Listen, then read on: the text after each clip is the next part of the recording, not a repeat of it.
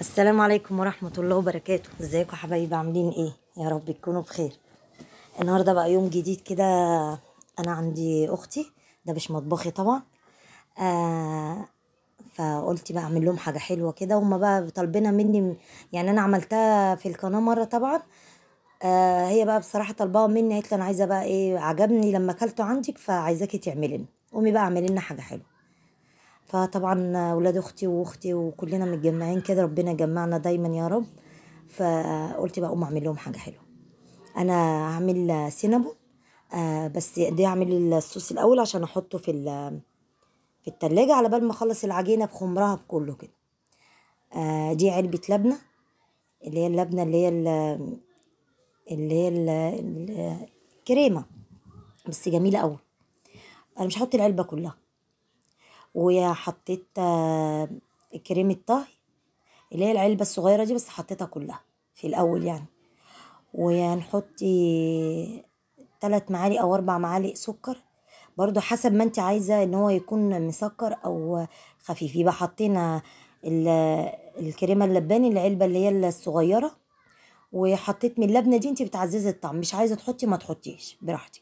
ممكن تحطي جبنة بس عديمة الطعم، يعني مش مملحة. هحط حبة فانيليا سايله كده. والمزازه بقى في الليمونه، عجبتني حركه الليمونه دي بصراحه. يعني انا شفت ناس كتير بيعملوها، بس قلت هتبقى مززه. لا، هي المزازه كده مع مسكره كده شويه، ادي طعم جميل قوي.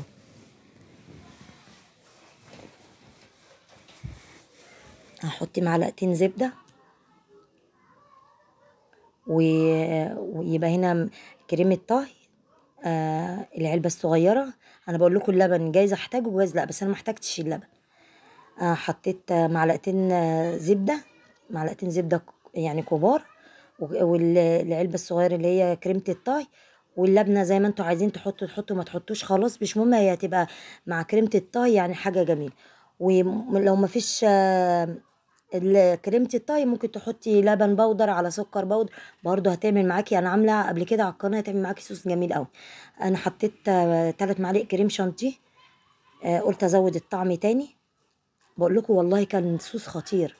يعني بصي اتاكل كده بس من غير، يعني من غير ما تحطيه على حاجه. كمان انت ممكن تحطي الصوص دوت على كيكه، برضه هيدي معاكي طعم جميل أوي أوي.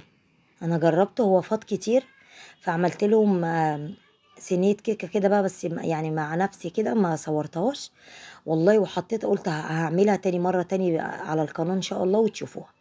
والله كان طعمه كأني باكل جاتو، بس الفرق بس ان هو جاتوه يعني ايه، غني شوية يعني مخدوم، والحاجات اللي فيه يعني نوعها جميل. مع الصوص ده طعمها جميل جميل جميل والله. مرة بإذن الله كده هعملها واجرب لكم. بصوا بقى الكريم ازاي، يعني هو بتقوليش ان هو خفيف ومش خفيف كده، بس يعني لو كده مجرد ما تحطيه في التلاجة هيجمد شوية. هيجمد، ده يبقى كريمي زيادة عن كده. بس ادي الصوص كده هنحطه ايه في التلاجة. هنبدأ هنا نعمل العجينة نفسها. عندي كيلو دقيق، بيضتين، كوباية زبادي، معلقة خميرة، زبدة سايحة، الفانيليا، ودول معلقتين لبن بودر. وطبعا كوباية اللبن اللي هو المج اللبن، انا قلت لكم جايز احتاجه وجايز لا. حطيته على العجينة.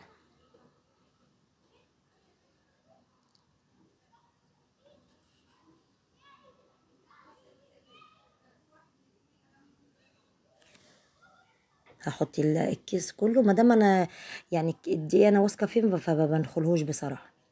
دي خميره، العلبه اللي معايا دي خميره. هحط معلقه كده. الدنيا حر فما تكتريش الخميره. في الشتاء هي اللي ممكن نحطي يعني باكت خميره على الكيلو. في الصيف عادي، انت لو حطيتي نص الباكت ماشي تمام، لان الدنيا حر مش هتخمر بسرعه، يعني السخونيه هتخمرها بسرعه. وده السكر، حطيت حوالي 4 معالق سكر. او 3، يعني من 3 ل4 معالق حلوين قوي. ودي كوبايه الزبادي. انا بضحك بقى مع اخواتي بقى، قاعدين بقول لكم كان يوم جميل قوي. انا بفرح اما يعني لما اتلم مع اخواتي كده، والله بتبقى القعده حلوه كده، وبتبقى الواحد نفسيته كده يعني مرتاحه. ربنا يخلينا لبعض يا رب. هنبدا بقى الدروس وكده، فايه قلت بقى يعني نزور بعضينا كده قبل ما الدروس وتشغلنا والثانويه العامه، وربنا ايه ينجحهم جميعا يا رب. حطيت معلقتين اسفه بيضتين، وهرجع طبعا البيض يعني طابع الفانيليا عليه. يبقى الدقيق كيلو دقيق، كوبايه الا ربع زبده، كوبايه حليب، البيضتين قلتلكوا، معلقتين لبن بودر. انا بعزز برضو الطعم لو ما فيش مشكله. 4 معالق سكر او 3 معلقه خميره، واسيبهم بقى يلفوا في العجان او على ايديكي زي ما انت عايزه.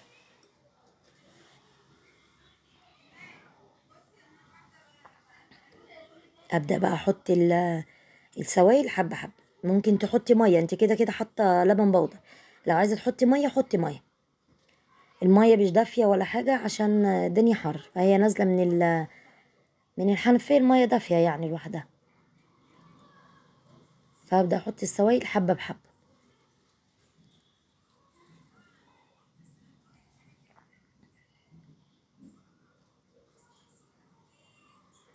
يعني السينب والله يعني من الحاجات اللي ممكن تاكلي حاجه يعني مسكره او حاجه حلوه، يعني تقومي هي اللي ما تاخدش معاكي ثواني. هو بس لو زادت ان انت مثلا قعدتي وقت طويل في ان انت تعمليه مش في العمايل، في التخمير بس، مش اكتر. هو التخمير بس بيتخمر بعد ما يشكل، قبل ما يشكل، وبتخمر بعد ما يشكل بس. انما هو والله من الحاجات السهله جدا جدا جدا. دول ولاد اختي بقى ايه فرحانين ان ايه خالته بتعمل لنا حاجه حلوه.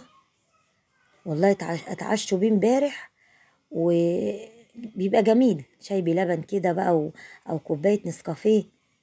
بيبقى طعمه جميل. جربي كده، جربي حتى لو بنص كيلو دي، يعني هيديكي كمية حلوة، وفي نفس الوقت مش هياخد معاكي وقت طويل. انا بس ممكن عشان بصور، ممكن اللي انا استنى شوية في حاجة، اظبط الحاجة كده. اما لو انت لوحدك، لا لا لا والله ما هياخد في ايديكي حاجات بسيطة اوي اوي. انا هساوي العجينة وابدأ احط بقى ايه الزبدة. مش قادرة اقيم الزبدة تحطي قد ايه، لان حسب ما انت ايه يعني تخلي العجينة كلها فيها زبدة. انا هساوي كده بس وابدا بقى ايه عشان تبقى تطلع بس الدوريه مظبوطه.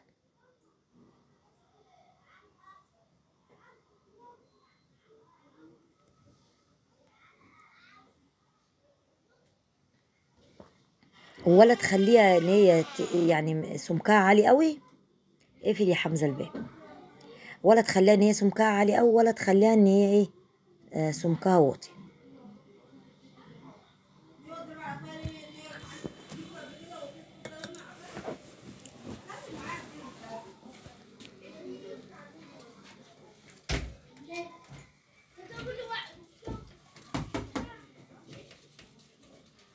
الزبده بقى احط الزبده كده، فاقول لكم في نفس المكان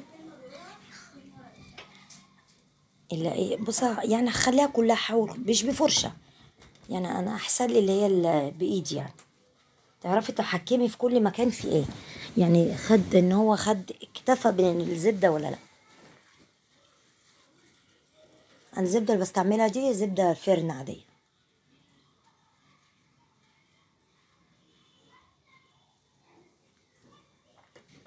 بصوا بقى هنا انا عامله ايه. انا عامله بولتين، بوله حاطه عليها كاكاو وقرفه وسكر. سكر عادي السنترفيش بتاعنا بتاع الشاي عادي، مش بودره ولا حاجه. تمام. والبوله التانية حاطه فيها، هما اللي طلبوا مني كده. احنا بنحبه عادي بالكاكاو والقرفه والسكر عادي كده. جزء تاني من اخواتي طلبوا ان انا احط اللهم صل على النبي سكر وقرفه بس. فهتمشي معاكي الاتنين حلوين، يعني مش قادره اقول لك دي احلى، الاتنين حلوين. الكاكاو انا كده كده بحط يعني الشوكولاته من فوق الوش، الشوكولاته السايحه. وطعمه هو جوه الكاكاو ساح بقى مع السكر مع كده. هتشوفوا في نهاية الفيديو كده ان شاء الله، هتشوفوا كده ساح من تحت كده وكرمل قعر السينابويا نفسها. مش قادره اقول لكم بقى على الطعم، والله ما قادره اقول لكم على الطعم جميل ازاي. فعايزه تعمليه بالقرفه والسكر بس تمام زي ما انت عايزه. بالكاكاو الاتنين حلوين واحلى من بعض، ما اقدرش اقول لك ده احلى وده احلى، الاتنين حلوين. الرول انا ما رفعتش الرول قوي، يعني ما خليتش سمكه خفيف قوي، لا انا خليته متوسط، بحيث لما ابرم ما تبقاش السينابويه كبيره او العجينه سميكه فيها، لا هتبقى رقيقه كده. هتشوفوها والله العظيم يعني تحسيها اللفه اكنه ني، يعني وانا باكله اكن اللفه بتفك تاني اكنها نيه لسه. بس طبعا استوى وطعمه جميل، مقرمش من بره وناعم وطري من جوه كده. هتعجبكم او ان شاء الله باذن الله. جربي ولو بنص كيلو دي والله، يعني مش هياخد معاكي وقت. معرفش الباب ده بيتفتح ليه. مش هياخد معاكي وقت وهتبقى خفيفه كده، يعني هتبقى حاجه حلوه كده خفيفه بقى. كوبايه نسكافيه بقى الصبح كده، كوبايه قهوه، شاي بلبن كده، يعني فطار وعشاء وكل حاجه. انا عندي الصينيه البايركس دي حطيت فيها دهنتها زبده. هو مش هيلزق ولا حاجه، بس يعني دهنتها زبده كده وايه. مش هيدم يعني، مش هي يبقى، اللهم صل على النبي، مش هيلزق في البايركس. ممكن يلزق لو ألمونيوم، فايديني الألمونيوم ده أساسي. آه أنا دهنت كده. حاولي تسيبي مسافة لأنه هيخمر كده، تحسي إنه إيه ضم على بعضه. بس أنا عشان ما كترتش في الصينية ما قفلش كله على بعضه، فاهميني؟ يعني لما خمر هتشوفوه كده ما خمرش، ما مسكش ببعض، عشان أنا إيه مش قافلة الصينية قوي بيه. عايزة بقى تعمليها سمكها يعني كبيرة، عايزة تعمليها صغيرة، أنا عملتها صغيرة. يعني انا عملت سمكها كبير او ولا صغنونه او حلوه، طلعت وسط مع الخمر مع السوا، طلعت وسط، طلعت مظبوطه. بس العجينه طريه طريه طريه ولينه معايا، جميله جميله والله. حاجه كده اكني ماسكه سفنجه في ايدي كده.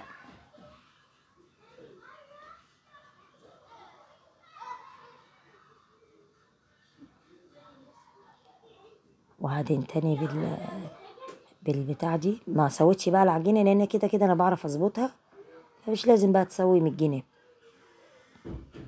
بصوا بقى انا اوريكم بايديا واوريكم بالفرشه. الفرشه بس تعبتني، تحسي ان العجينه بتروح وتيجي معاكي كده، او تحسي ان انت مش كل حته لمساها حسيتي ان فيها زبده. انا بحب عن نفسي بحب اشتغل بايدي. ممكن تلبسي كلافز وكل حاجه، بس مش عارفه برضو والله، حسيت ان يعني ايديا ما انا يعني انا اللي باكل الحاجه دي حاجه. الحاجه التانية الحمد لله، ما دام ايدك تحت الحنفيه وبتنضفي على طول خلاص انا واثقه طبعا الحمد لله. وبعدين ما بدعك يعني انا ما بعجنش عجينه على ايديا كل دوت. فلو كده ما تخافيش ان في حاجه ولا حاجه، ما دام من ايديكي وانت واثقه من نفسك خلاص. في بقى بيحبوا يلبسوا قلافزات وكده، انا ما بحبش كده بصراحه. انا احب ان المس العجينه بايدي، احب كل حاجه تبقى بايديا كده ما دام ايديا نضيفه. دوت بقى ابو ايه، قرفه وسكر بس. ده قرفه وسكر الاتنين زي بعض والله، يعني ما يفرقوش حاجه، والطعم جميل وكل حاجه. زي ما بصي العجينه بتلزق في المفرش ازاي، ناعمه بقول لكم ناعمه ايه. بصي هنا بقى ايه، خلصتهم. البيروكس البيضاوي ده اللي هو اللي بالسكر والقرفة، والتاني اللي بالسكر وكاكاو والقرفة. كده خمروا، بصي خمروا قفلوا على بعض، بس مش اللي هم ساحوا على بعض قوي. هسيبهم يخمروا. وهنا ايه كان لسه طالعين من الفرن. اسكت انا بقى، لا امسك الزبدة واديها بقى دهنة كده من فوق الوش. تلاقي السنوبية كده ايه، بقت بتلمع كده وريحة الزبدة ظاهرة فيها كده. يعني دوت فعلا صدق ان قال جوع اخر الليل يدمر يدمر. والله انا بعمله ايه، كانت الساعه حوالي 3 ونص. فبقى انت عارفين بقى ايه، الواحد اما تضرب في دماغه حاجه ربنا يزيد الناس يا رب ونزيدنا من جنبهم يا رب اللهم امين. ما دام الحاجه موجوده في البيت فقومي واعملي. ده ابن اختي فرحان بقى اللي انا ايه، بيقول لي يا خالته بتعملي لنا حاجه حلوه. فرحانين او اللي انا يعني ان انا موجوده اصلا عندهم، واللي انا هقوم اعمل لكم حاجه حلوه. كلهم ما شاء الله، هم ما شاء الله الله اكبر يا رب، ربنا يحفظهم. يعني كذا واحد، ففرحانين كلهم بقى واقفين لي، ده واقفين لي ورا الكاميرا كمان. بص انا اوريكم السنوبيه، بصي من تحت، هي مش محروقه ولا حاجه، انا عايزه بس اوريها لكم من تحت. بصوا ده الكاكاو مع السكر كراميل. بصي حتى في الصينيه مفيش حرقه اهو ولا حاجه. دي الحافظه اللي انا حطاها من تحت، عشان الصينيه ما ينفعش احطها على الرخام. الصينيه ولا اي حاجه فيها. بصوا دوت الكراميل بتاع السكر نفسه. هحط بقى، حطيت واحده من دي وواحده من دي بقى. والطبق ده طبعا الطبق ده هيكون لي انا، وهم بقى يقوموا يغرفوا مع نفسهم. جميله بقى. تحطي بقى عايزه صوص شوكولاته، صوص كراميل، الصوص اللي انا عاملاه بالكريمه اللباني واللبنه، زي ما انت عايزه. انا حطيت واحده من دي وواحده من دي. وهنا في المج انا عامله مج شاي بلبن. هو ده بقى العشاء بتاعي بقى، وبقعد مع نفسي، قعدت مع نفسي كده بقى وايه. كانت حاجه جميله والله. جربي كده، ومفيش اسهل منه والله، ده اسهل من الكيكه. فجربي كده وان شاء الله يعجبك طريقتي باذن الله يا رب. تكوني كده يعني اول مره تعمليه وتعتمدي الطريقه بتاعتي.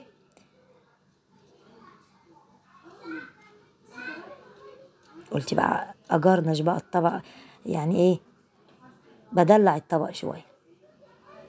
جميل، هيفرحوا بيه أوي والله، في ولادك او جوزك، او قاعده سهرانه كده، او تعملي مشروع، او تعملي حاجه حلوه لحد. كله يعني هينجح معاكي. هو طريقته سهله جدا، ومش محتاجه يعني افتكاسات ولا اللي انا عايزه حاجات بالظبط. لا لا لا، بيطلع طري وكل حاجه، وطعمه حلو وكل حاجه. بس انت سمي بالله كده وصلي على الرسول، وان شاء الله باذن الله ربنا يحل ما بين ايديك يا رب. اللهم امين كلنا يا رب. يا رب الفيديو بتاعي النهارده يكون عجبكم. انا لازم ادوق، انا بوريكم انا بدوق. يا رب الفيديو النهارده يكون عجبكم يا رب، ومتشكره ليكم او على الكومنتات الجميله. وما تزعلوش مني اللي انا بتاخر شويه في الفيديوهات، بس ظروف بقى وكده، والحمد لله. متشكره ليكم. السلام عليكم ورحمه الله وبركاته.